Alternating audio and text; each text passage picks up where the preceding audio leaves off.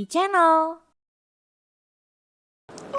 Bayangkan di malam pertama Ramadan, saat sebagian orang mulai terlelap setelah menunaikan sholat tarawih, seorang gadis mengalami kejadian yang mistis. Malam itu begitu sunyi untuk sebuah malam di bulan yang penuh berkah ini. Tetapi Gina, gadis yang memiliki rumah panggung tua di ujung gang, mengalami sesuatu yang tak biasa. Malam ini, selama 20 menit ke depan, aku akan membawa kalian untuk menyusuri kisah nyata dari seorang gadis yang mengalami kejadian tak biasa di malam pertama Ramadannya. Bersama aku, Rizka Amalia, selamat datang di Keeng. Jangan sombong.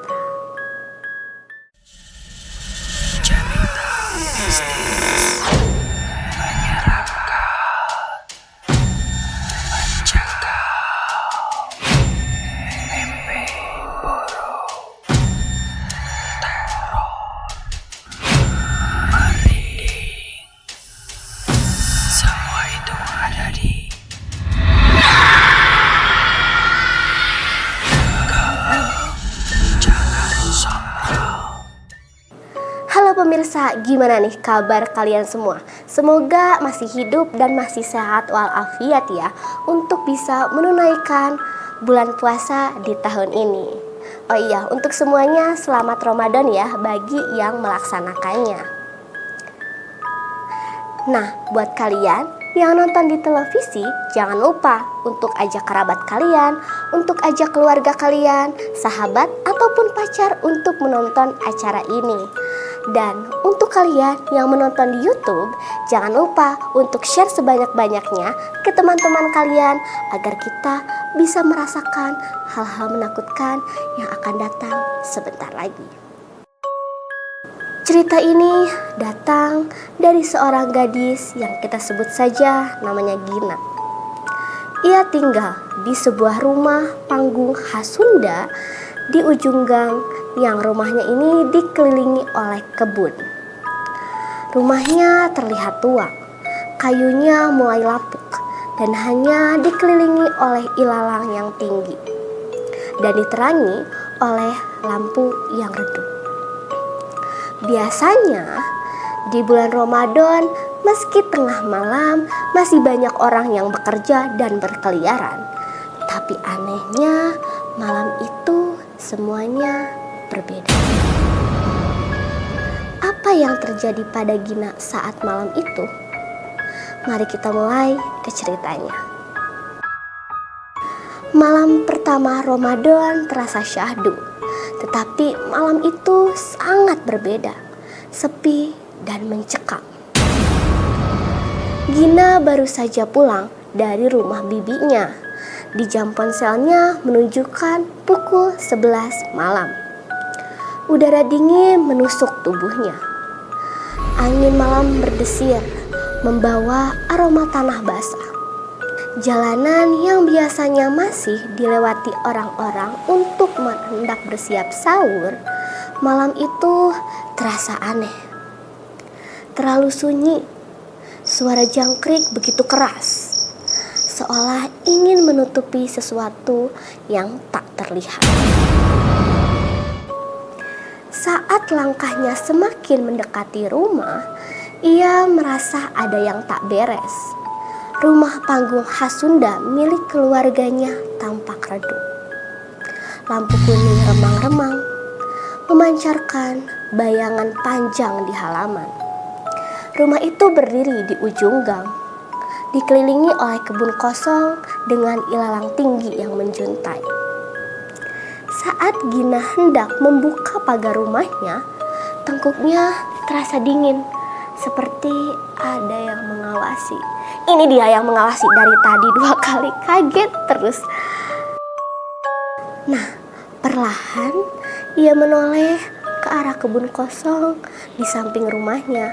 Matanya menyisir di setiap sudut, mencari sesuatu yang mungkin berbalik di ilalang-ilalang tinggi itu.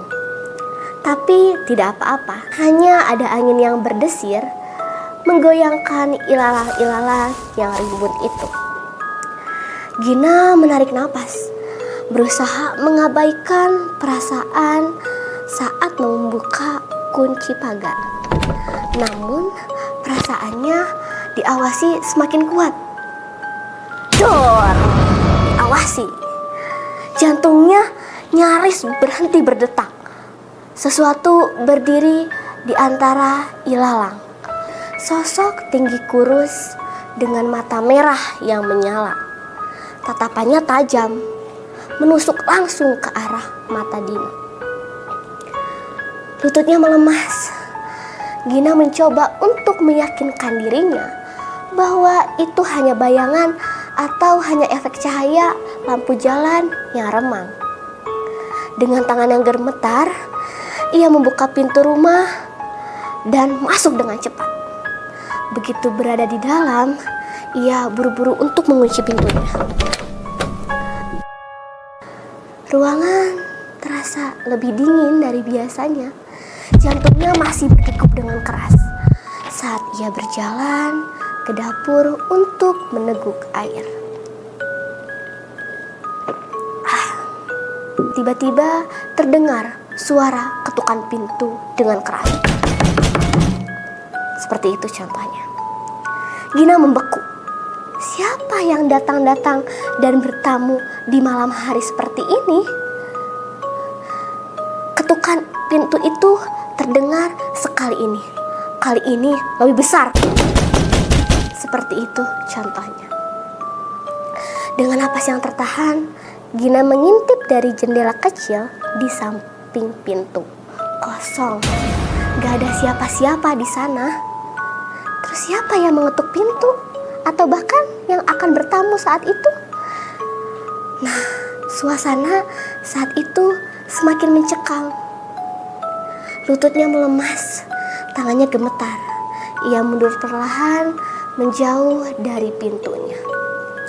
Kemudian terdengar suara lain.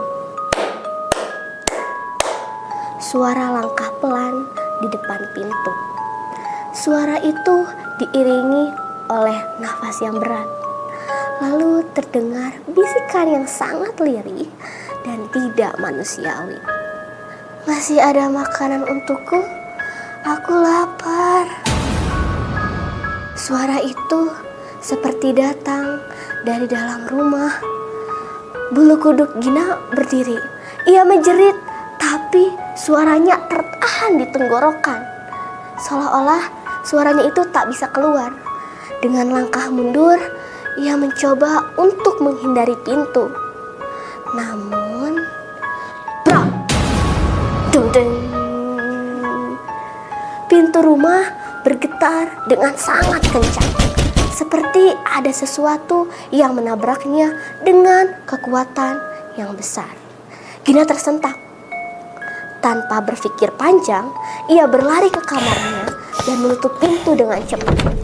Tangannya gemetar saat akan menutup pintu dengan rapat-rapat. Ruangan menjadi sunyi. Hanya ada suara nafasnya yang tersenggal karena ketakutan. Namun, ketika ia mulai berpikir bahwa semuanya telah berakhir, perlahan suara itu semakin terdengar jelas. Seperti ini.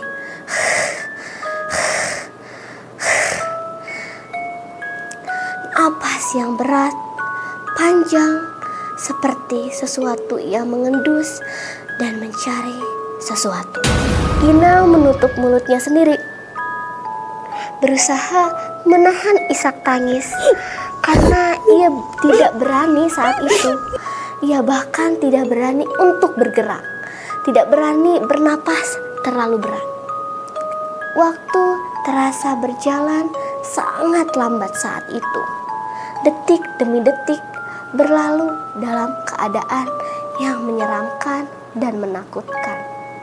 Hingga akhirnya suara itu perlahan menghilang. Gina tidak berani untuk keluar pintu. Ia menunggu sampai suara azan subuh berkumandang. Tetapi setelah dipikir-pikir, azan masih terlalu sangat lama. Mau tak mau, ia harus memastikan keadaan apakah yang ada di luar.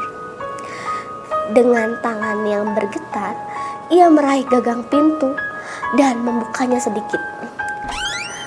Ternyata setelah dilihat-lihat, sunyi, tidak ada siapa-siapa di luar. Namun, ada sesuatu yang membuatnya nyaris pingsan di tempat. Bekas jejak kaki warna hitam yang berlumpur berada di lantai-lantai. Jejak itu membentuk pola aneh, melingkar-lingkar di lantai. Seolah-olah sesuatu itu berjalan mengitari rumahnya semalaman. Dan jejak itu berakhir di depan pintu rumah. Gina memberanikan diri untuk melangkah lebih dekat. Perlahan ia membuka pintu depan dan ia melihat hanya ada kebun kosong di sana dan hening. Tapi di tengah ilalang yang menjutai tinggi, sesuatu tampak bergerak perlahan. Mata merahnya kembali menatap dirinya. Dan kali ini sosok itu tersenyum. Sejak malam itu, Gina tidak pernah lagi pulang larut malam di bulan Ramadan. Dan satu pelajaran yang bisa kita ambil dari kisah ini, mungkin makhluk itu hanya mengingatkan satu hal. Jangan pernah lupa untuk berbagi makanan. Karena mungkin tamu malam itu memang sedang kelaparan, tetapi bukan manusia. Nah, dari cerita itu bahwa kita hidup berdampingan dengan makhluk lainnya. Tak semua makhluk halus memiliki tujuan yang jahat pada manusia.